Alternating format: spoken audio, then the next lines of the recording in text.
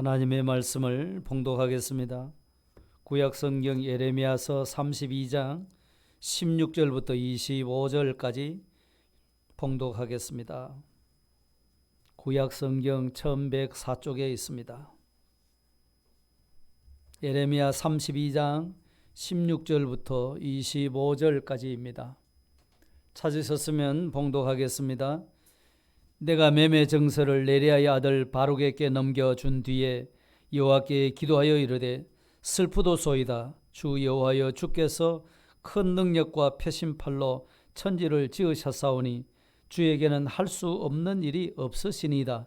주는 은혜를 천만인에게 베푸시며 아버지의 죄악을 그 후손의 품에 갚으시오니 크고 능력 있으신 하나님이시요 이름은 만군의 여호와시니이다.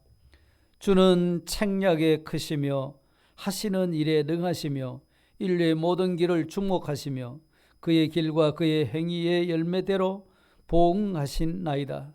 주께서 애굽 땅에서 표적과 기사를 행하셨고 오늘까지도 이스라엘과 인류 가운데 그와 같이 행하사 주의 이름을 오늘과 같이 되게 하셨나이다.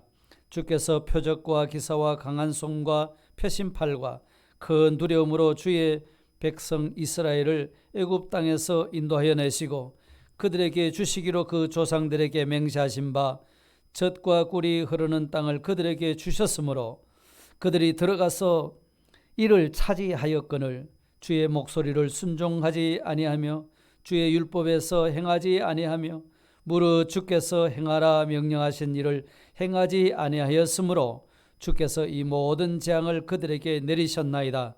보옵소서, 이 성을 빼앗으려고 만든 참호가 이 성에 이르렀고 칼과 기근과 전염병으로 말미암아 이 성이 이를 치는 갈대아인의 손에 넘긴 바 되었으니 주의 말씀대로 되었음을 주께서 보시나이다.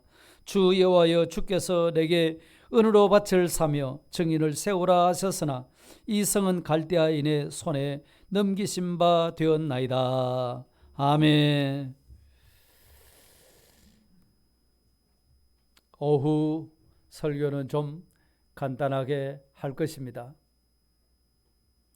암송도 해야 되고 간증도 들어야 됩니다. 그러니 여러분들께서 너무 조급하게 생각하지 마시고 편안한 마음으로 말씀을 따라오시기를 부탁을 드립니다. 오늘 오전 말씀대로 예레미야는 유대가 멸망받을 그런 위기에 처했을 때에 그 하나님의 말씀을 듣고 사촌 하나멜의 밭을 샀다고 말씀했습니다. 자, 그때 하나님께서 그 밭을 사라고 하신 이유가 무엇인지, 왜 하나님의 백성 유다는 이렇게 남의 나라에 지금 잡혀서 망할 지경에 이르렀고 또 포로로 잡혀가서 기나긴 세월을 보내야만 하는지, 또 그 가운데서 밭은 또 왜 사라고 하시는지, 그것이 예레미야로서는 궁금했습니다. 그래서 하나님 앞에 기도를 드린 겁니다. 이때 예레미야의 기도는 하나님이 하신 말씀에 대해서 전혀 이해할 수가 없기 때문에 원망과 불평이 있는 그런 기도가 아니었습니다. 인간의 지혜로서는 참 헤아릴 수 없는 하나님의 그 오묘한 주권 섭리, 하나님의 깊은 그 섭리를 알고자 해서 기도를 드렸던 것입니다. 그러니까 하나님이 그 하시는 그 모든 일에 대해서 우리들이 다 헤아릴 수가 없겠죠.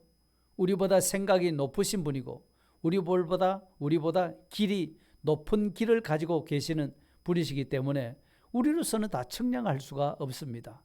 그래서 예레미야가 하나님 앞에 그것을 물은 것입니다. 기도로. 오늘 오후 제목이 뭐였죠?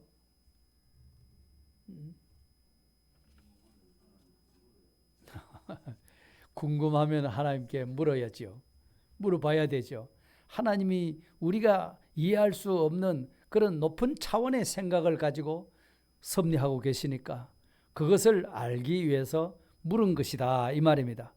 그렇기 때문에 신약에서도 야고보 사도께서는 너희 중에 누구든지 지혜가 부족하거든 모든 사람에게 후히 주시고 꾸짖지 않으시는 하나님께 구하라. 그리하면 주시리라. 야고보 사도께서 1장 5절에 그렇게 말씀을 했던 것이죠. 그러므로 하나님은 우리가 이렇게 참 진정한 의도를 가지고 하나님의 섭리를 알고자 해서 묻는다고 하면은 하나님께서 너는 그것도 모르느냐? 이렇게 책망하지 않습니다. 꾸짖지를 아니하시고 솔직하게 우리에게 가르쳐 주시는 분이십니다. 문제는 이렇게 기도가 필요하지요. 우리들이 측량할 수 없고 이해할 수 없는 그런 하나님의 역사에 대해서 궁금하잖아요.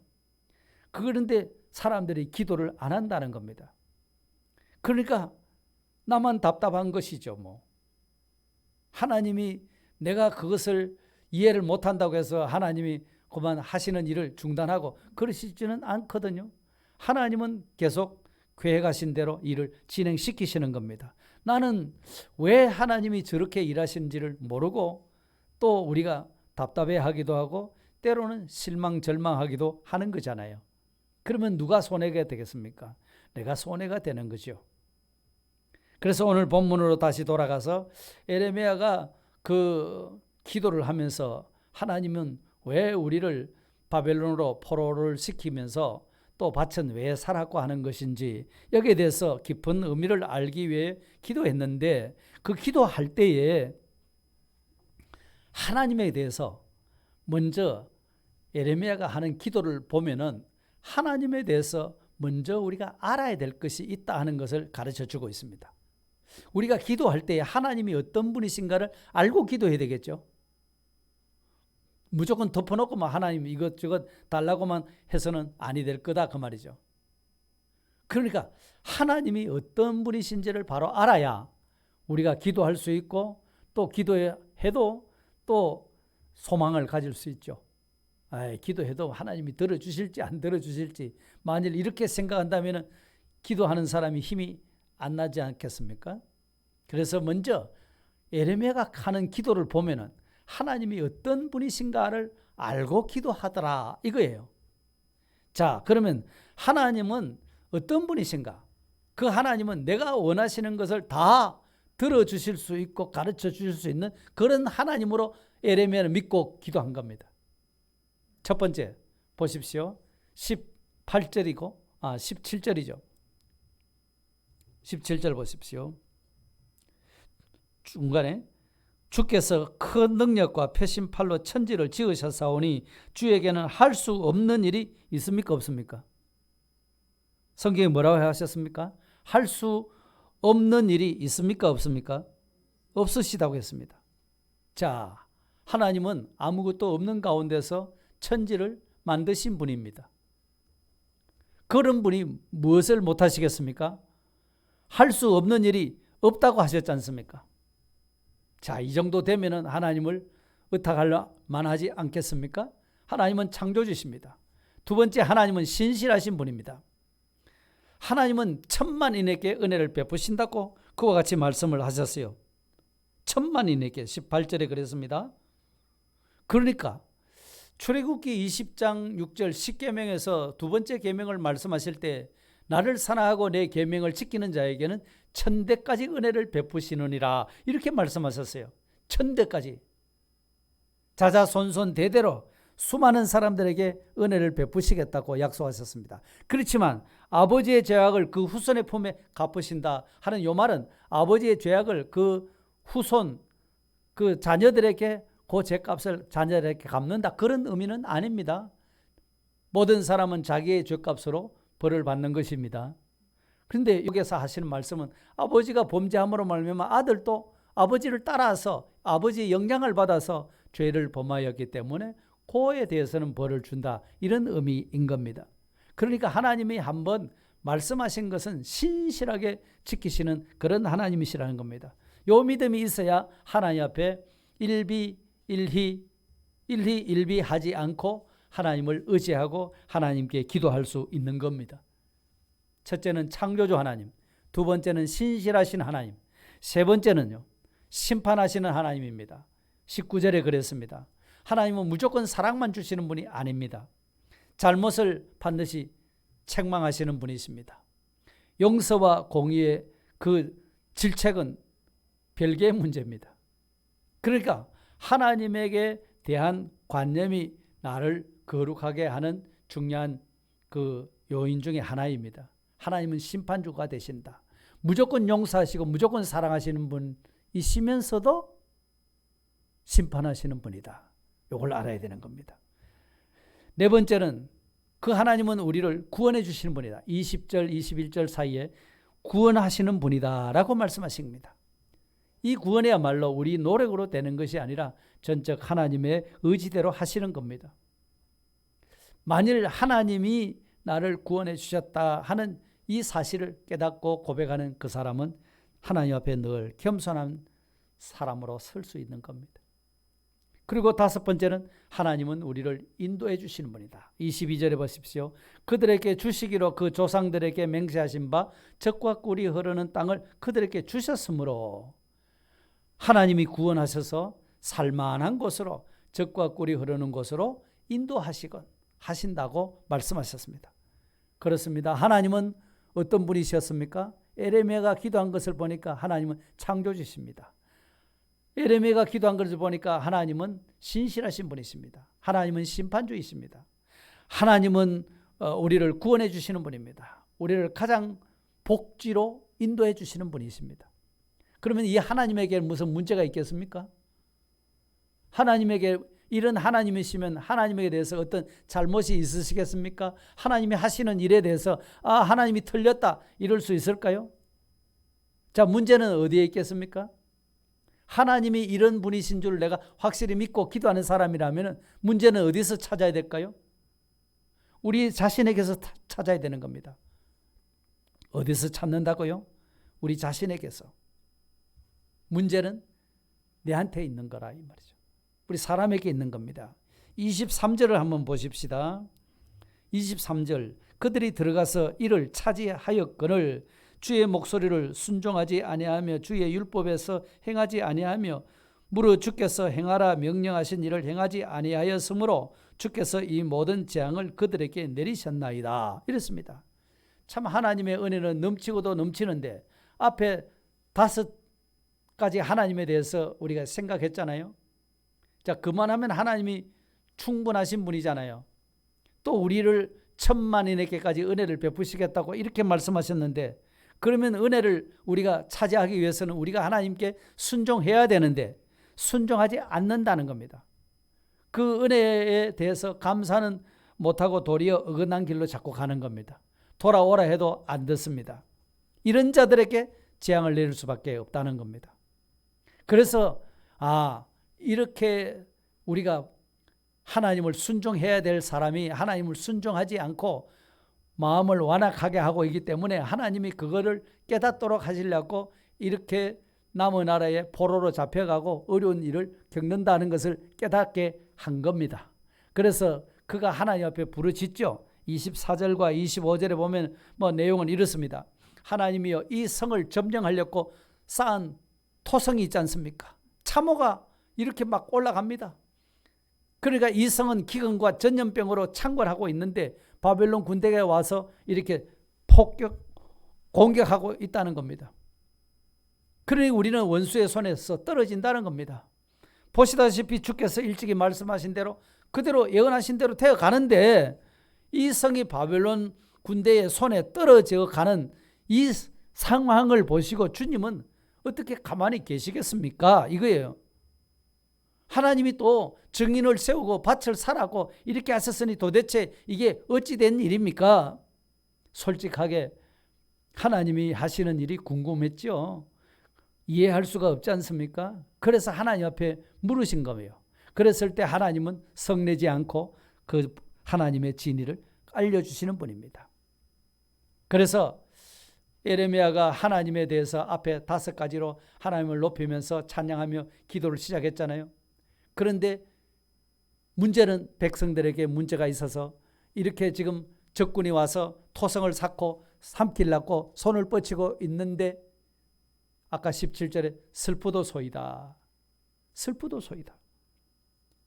주 여호와여 주께서 큰 능력과 표심팔로 천지를 지으셨는데 왜 우리는 이렇게 슬픈 일을 당해야 됩니까? 이거예요.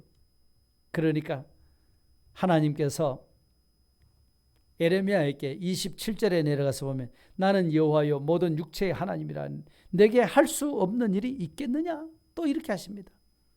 그래, 네 말이 맞다. 네가 아까 기도한 대로 나는 못하실 일이 뭐가 있겠느냐 말씀하신 바로 그분이다. 자, 이렇게 말씀하시면서 이런 능력이 있으신 분이 너에게 밭을 사라고 한 거다. 이유는 하나님께서 그 백성들을 심판하시고 난 다음에는 그 백성들을 회복시키시려고 하는 거다. 이거예요. 그러니까 하나님은 잘못한 것을 그대로 내버려 두시지를 않고 거기에 대해서 심판하시는 분이라고 말씀하시는 거예요. 그래서 내가 바벨론의 느부갓네살 왕을 사용해서 너희를 치겠다는 거죠. 그렇게 하는 이유는 너희의 완고함 때문이라고 30절 이하에서 말씀합니다. 너의 마음이 완고하였다. 선을 행하지 않고 악한 일만 행했다는 겁니다. 나의 가르침을 받지 않았다는 겁니다. 잘못을 말씀하시면서 바른 길로 제시해 주지만은 백성들은 바른 가르침을 들으려고 하지도 않는다는 거예요. 마음이 완고해서. 그런 가운데서 그들은 또 우상을 숭배하고 있다는 겁니다. 34절 35절에. 그러니까 하나님이 바른 가르침을 주는데도 안 듣지요. 자기들 멋대로 살지요. 그러면서 우상들을 섬기고 있는 겁니다. 다른 신을 통해서 복을 받고자 하는 겁니다. 기가 막힌 일 아니겠습니까? 하나님이 가장 싫어하는 일을 하고 있다는 거예요. 그러니까 이들을 심판하신 후에 내가 너희들을 회복시키는 거다. 이걸 말씀하시는 겁니다. 하나님은요, 심판만 하시는 분이 아니에요. 벌만 주시는 하나님이 아니에요. 반드시 우리를 회복시키시는 하나님이심을 나타내 보여주고 있는 겁니다. 마귀는 우리에게 파괴만 시킵니다. 망하게만 하는 겁니다. 때리고 죽이고 망하게 하는 것이 마귀가 하는 일이라고 했잖아요. 저들은 와서 죽이려 한다, 도적질 한다 그랬거든요. 예수님이 오신 것은 생명을 주고 그 생명으로 풍성하게 하기 위해서 오셨다고 그렇게 요한복음 10장에서 말씀하셨지 않습니까? 하나님은 우리에게 치유를 주시고 회복을 주시는 하나님이시라는 거예요. 그러니까 사람들은 나라가 망하게 되고 우리가 포로로 잡혀가면 끝장나는 거다 이렇게 했지만 하나님은 에레미야 29장 11절에 말씀하시기를 너희를 향한 나의 생각은 내가 아나니 평안이요 재앙이 아니리라. 너희에게는 미래와 희망을 주려는 것이라. 미래의 희망을 주기 위함이다. 이게 하나님의 생각이라는 거예요. 놀랍지 않습니까? 그러니까 우리 생각보다 높으신 생각을 가지고 계시고 우리 길보다 높은 길을 가지고 있다고 이사야서 55장 8절 9절에 그와 같이 말씀하지 않습니까? 매번 시간마다 말씀드렸잖아요. 우리 생각보다 높으십니다. 우리 길보다 높은 길을 가지고 계신 분이 우리 하나님이십니다. 그래서 그 하나님께서 다시 회복시켜 주시겠다는 말씀입니다. 회복시켜, 현재로만 보면 불가능한 일 같아도 하나님이 하시면 하신다는 겁니다. 하실 수 있다는 거예요. 그래서 이 회복은 새 언약에 의한 회복입니다. 아버지 하나님께서 새 언약을 주셨어요. 그 언약의 말씀대로 다시 예루살렘을 회복할 것이다 라고 말씀하시는 겁니다. 그래서 너희들에게 내가 밭을 사라고 한 거다 이 말씀을 하신 겁니다. 그러면 그 밭이 다시 예루살렘이 회복되어서 그 토지를 사고 파는 일이 옛날처럼 이루어지게 될 거다 이런 말씀입니다. 현재는 보면은 우리말로 택도 없는 이야기잖아요. 지금 나라가 망하고 우리가 포로로 잡혀가는데 땅 사가지고 어디에 쓰려고 그럴 수 있습니다. 이해가 안 됩니다. 그런데 하나님이 에레미야에게 밭을 사라고 하신 그것은 바로 그들에게 희망을 주기 위해서 지금 나라가 포위되고 언제 어느 순간에 망할지 두근두근하는 이 찰나에 절망에 빠져 있는 그들에게 희망을 주려고 이렇게 말씀하셨던 겁니다. 아직도 많은 사람들은 하나님의 말씀대로 사는 것은 어리석은 거다. 옛날 캐캐 묵은 이야기다. 이렇게 생각하는 사람들이 많은 것 같습니다. 그런데 성경의 모든 말씀은 캐캐 묵은 옛날 이야기가 아닙니다. 오늘 우리를 향해서 하시는 하나님의 살아있는 말씀입니다. 하나님의 말씀은 살았고 운동력이 있어 좌우의 날성검보다 예리하여 혼과 영과 관절과 골수를 찔러 쪼개는 그런 살아있는 말씀이라고 했습니다. 여러분, 결코 하나님의 말씀대로 사는 것이 어리석은 일이 아닙니다. 손해되는 일이 아닙니다.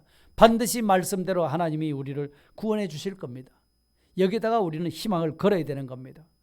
그렇기 때문에 새해 동안에도 여러분, 우리가 성경을 부지런히 읽으시기를 부탁을 드립니다. 지난해에 성경을 많이 못 읽었었어요. 전체적으로 보면은. 그런데 성경을 읽으셔야 됩니다. 성경을 가까이 하시고 설교를 듣고 들은 그거로 끝내면 안 됩니다. 설교 시간에 들은 깨달음과 감동과 그것을 가지고 집에 가서 그 본문을 다시 읽어보셔야 합니다. 몇 번이고 읽어보고 또 읽어보고 하는 가운데서 이런 이유 때문에 이렇게 말씀하신 것이구나. 이것을 우리가 확실히 붙잡아야 됩니다. 책임질을 해야 되는 겁니다.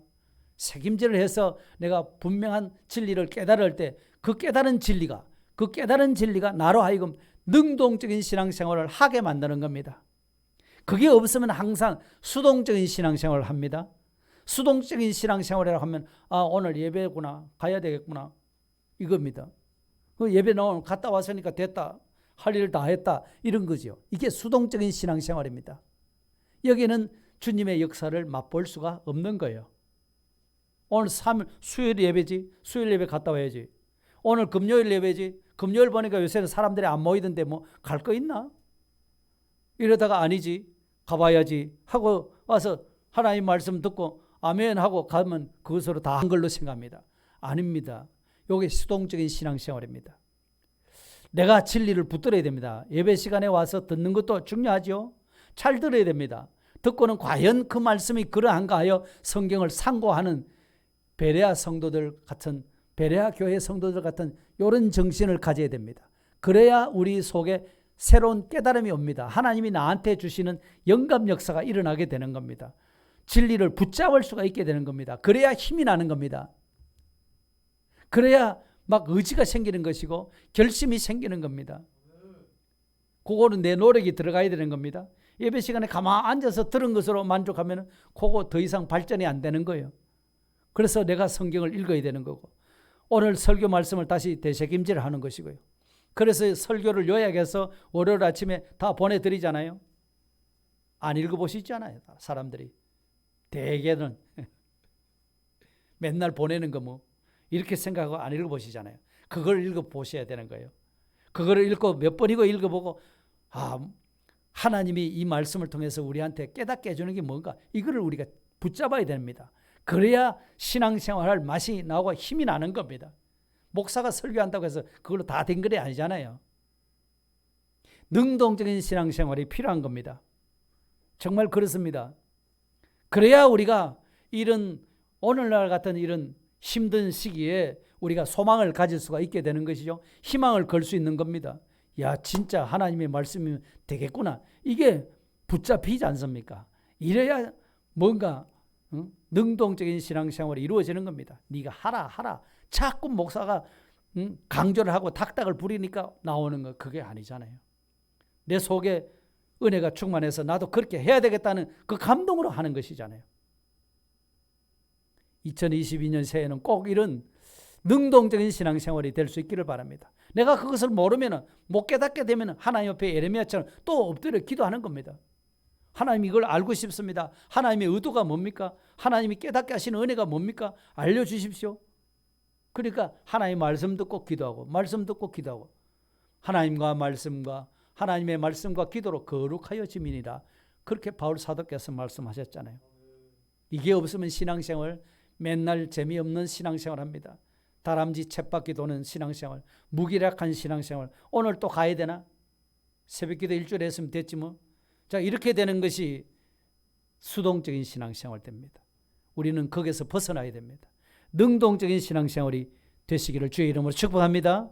그래서 예레미야 선지자도 토지를 하나님이 사라고 했기 때문에 사기는 샀어요. 그런데 하나님의 진정한 의도를 모르겠다는 겁니다. 왜 이렇게 우리나라가 망하는 것인지, 이 망하는데 왜 또 토지는 사라고 하는 것인지 진정한 의미를 깨닫고 싶어서 하나님께 물은 겁니다. 우리 생각보다 하나님의 생각은 높다고 했잖아요. 그럴 때 예레미야도 하나님에 대해서 아는 지식은 충만합니다. 하나님에 대해서 5가지로 알았잖아요. 하나님은 창조주시며 신실하신 분이시며 우리의 심판주가 되시고 우리의 구원자가 되시고 우리를 인도해 주시는 분이라 똑똑하게 잘 알았습니다. 그러면 하나님에게는 문제가 없는 거잖아요. 문제는 누구한테 있었죠? 사람한테 있었던 거예요. 내한테 있었던 거라는 거죠. 왜요? 하나님은 분명히 약속하신 대로 은혜를 넘치도록 부어주시겠다고 했는데 백성들이 순종하지 않았다는 겁니다. 이게 문제라는 겁니다. 불순종했기 때문에 하나님은 이것을 심판하신 다음에 회복시키려고 하는 거다. 그래서 하나님의 백성이지만 남의 나라의 포로로 잡혀가게 하는 거다. 이걸 말씀하신 겁니다. 그렇기 때문에 너희들의 완고함을 말하자면 회개하라는 것입니다. 그래서 그 완고함을 하나님이 심판하시느라고 이렇게 하나님의 백성을 남의 나라의 포로로 잡혀가게 한다는 겁니다. 그러나 하나님은 심판만 하시는 분이 아니라 회복시키시는 하나님이시다. 아멘. 회복시키는 하나님이시기 때문에 말씀대로 순종하는 것이 결코 손해가 아니다. 이걸 확실하게 예레미야에게 깨닫게 해준 겁니다. 정말 그렇습니다. 하나님의 말씀은 오늘도 지금 살아있는 하나님의 말씀입니다. 구약 성경에 나타난 말씀도 살아있는 말씀이고요. 오늘 신약 성경에 기록된 말씀도 살아있는 말씀입니다. 이 말씀은 우리가 그대로 믿고 이 말씀에 희망을 걸고 능동적으로 신앙생활하는 2022년 새해가 되시기를 예수님의 이름으로 다시금 축복합니다. 다 같이 기도하겠습니다. 주님 감사합니다. 우리보다 생각이 높으시고 우리보다 높은 길을 가지고 계시는 그 하나님께서 우리를 향해서 하시는 모든 하나님의 일하심이 때로는 우리 사람이 이해할 수가 없고 궁금하기도 하고 깨달아 알지 못해서 또 의아심을 가질 때도 있습니다. 그럴 때 하나님 앞에 기도하라고 우리에게 가르쳐 주셨사오니 하나님에게는 문제가 없고 문제는 우리 사람한테 있는 것임을 예레미야에게 깨닫게 해주시고 오늘 우리에게도 깨닫게 해주심을 감사합니다. 그 백성들이 하나님 앞에 순종하기만 하면은 천만인에게 은혜를 베푸시는 하나님인데 그것을 감당하지 않고 마음을 완고하게 하기 때문에 예레미야도 이 고통을 당하는 것을 생각할 때 슬프다고 했습니다. 하나님 아버지, 오늘 이런 처지에 우리가 사로잡혀 있지 않게 하시고 하루속히 그 가운데서 회개하고 돌이켜서 하나님이 심판하시는 분만 아니라 회복시키시는 하나님의 은혜를 힘입어 나가도록 날마다 하나님 말씀을 듣게 하시고 기도할 수 있는 우리 성도들이 되도록 하나님이 축복하여 주옵소서. 예수님 이름으로 감사하오며 기도드리옵나이다. 아멘.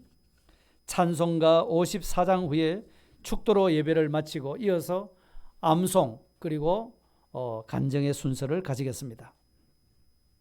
54장입니다. 다 같이 자리에서 일어서서 함께 찬송 드리겠습니다.